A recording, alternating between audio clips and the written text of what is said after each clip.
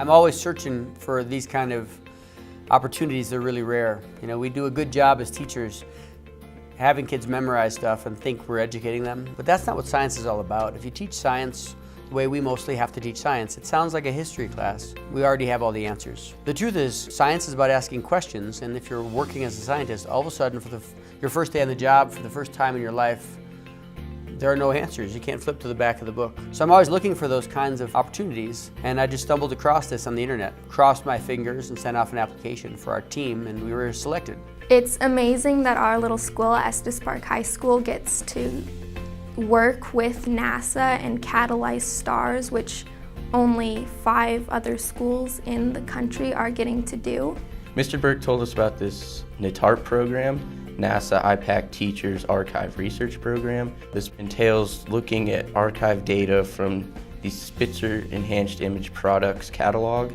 There are 4 telescopes out in space collecting data in different parts of the electromagnetic spectrum. And this telescope is the Spitzer Space Telescope. It just focuses on infrared. So in this archive, we have about 42 million stellar bodies that we need to narrow down somehow. And so we will be looking at the signal-to-noise ratio on these objects to narrow them down to about 1 million objects. Visually, we will analyze the data taken from the Spitzer's photometer, and we will use some formulas to graph all these on what's called a black-body curve.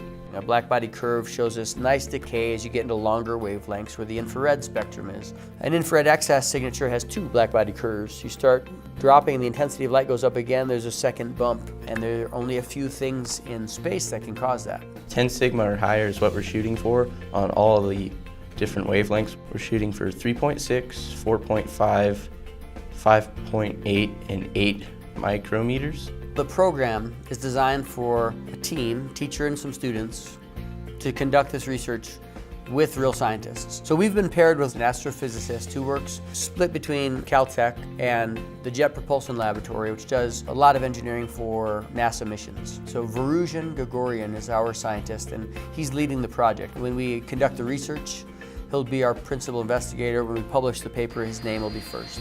We're going to go to Caltech in Pasadena this summer in July, and we'll spend a week there working full-time, really grueling long days. I expect to do a lot of intense research there.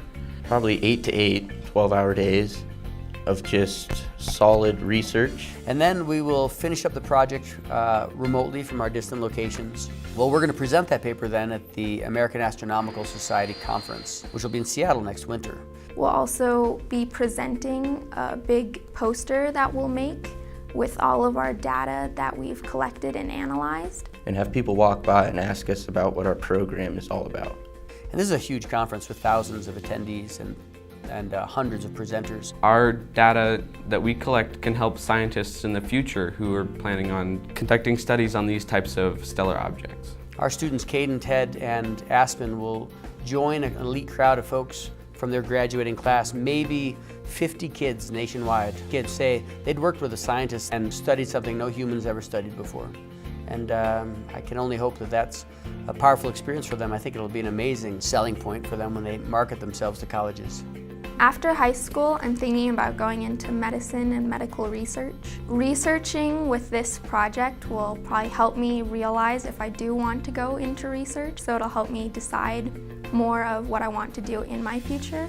I'm not really sure, but I'm thinking about maybe going into medicine. My plans for after high school is to go to a big school and get a degree in mechanical engineering and possibly an MBA as well. So the purpose of our video today is to ask for help. We have the funding for 2 students through the entirety of this program, all the way to completion and presentation of their findings, but we don't have the funding for all 3 students.